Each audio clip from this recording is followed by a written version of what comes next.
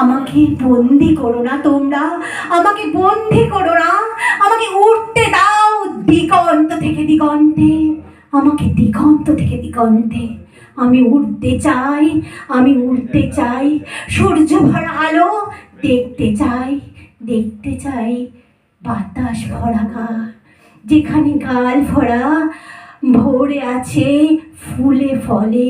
আমি দেখতে চাই গাছ ভরা পাকা ফল, আমাকে খেতে ভালো লাগতে দাও, আমাকে বন্দি করো না, আমাকে বন্দি করো না তোমরা, আমাকে মুক্ত করো, মুক্ত আকাশে উড়তে দাও দিগন্ত থেকে দিগন্তে। আমি ছড়িয়ে যেতে চাই দিগন্ত থেকে দিগন্তে, আমি বন্দি হতে চাই না, আমাকে মুক্ত করো, আমাকে মুক্ত করো। Thank you.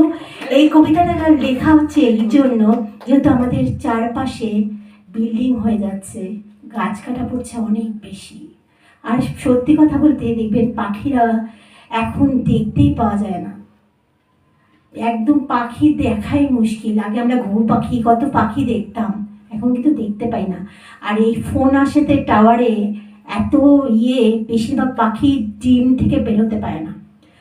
তখন আমরা ভাবি যদি আপনারা গাছ লাগান একটা জীবনকে ফিরিয়ে দিতে পারেন।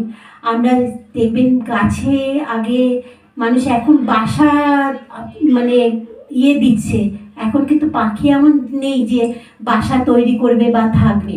তাই আপনাদের একটাই বার্তা, এটা মাদার আর্থ থেকে আমি এই বার্তাটাই দিয়ে এসেছি, আপনার বাড়িতেই লাগান না, দেখবেন দুটো পাখি আসে বসবে। বা আপনার একটু খাবার দিন জানলার পাশে, ওরা কিন্তু খাবারও পাচ্ছে না, যেহেতু গাছ নেই, তো ওরা খাবে কি? ফল নেই, গাছ নেই, সেরকমভাবে কিচ্ছুই নেই, এত বিল্ডিং হয়ে যাচ্ছে চারপাশে।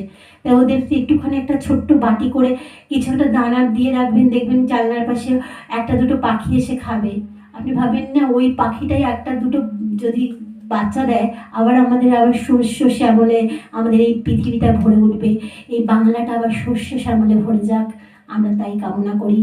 এরকম আমরা যেমন মাটির গন্ধে, বৃষ্টি পড়লে যে গন্ধটা সোদা গন্ধ আমরা কিন্তু আর পাই না, যখন গ্রামে ফিরে যাই সেই গন্ধটা মুখে মানে গায়ে মাখতে চাই, সেই সোদা গন্ধ।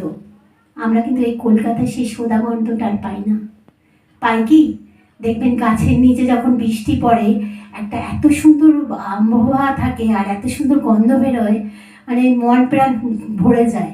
আমরা কিন্তু এখনই আর সেই গন্ধটা পাই না, এত বিল্ডিং হওয়ার চাপে আমাদের সব হারিয়ে যাচ্ছে, আমাদের প্রকৃতি নষ্ট হয়ে যাচ্ছে। তাই আপনাদের সবাইকে অনুরোধ, জানলার পাশে কিছু খাবার রাখুন আর একটু গাছ লাগান।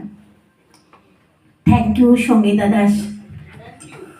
আচ্ছা।